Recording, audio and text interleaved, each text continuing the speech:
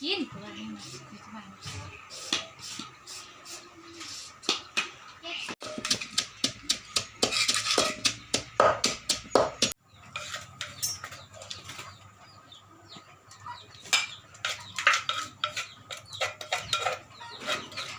โอ้แดดร้อนติดจังหูแซ่บแซ่บ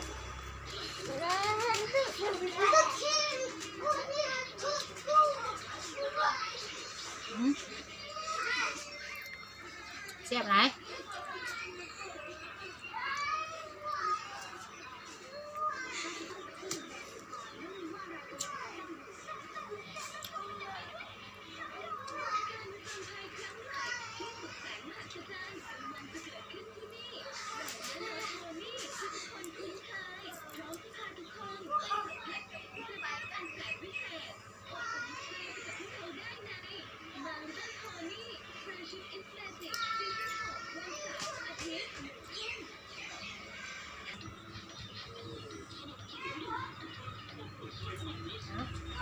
น้องกางตัวแซ่บ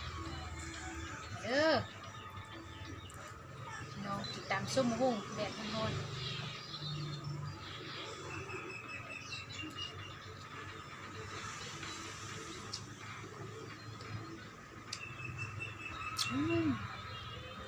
กระเดะหอม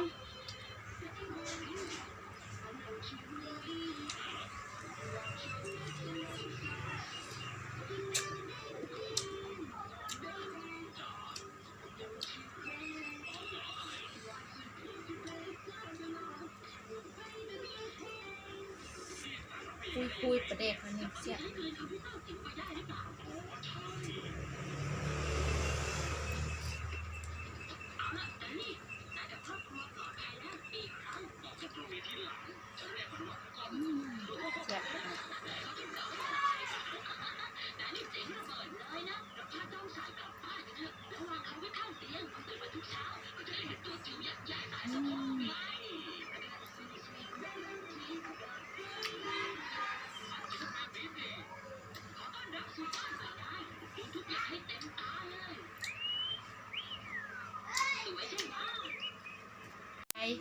ทุกท่านที่ติดตามชม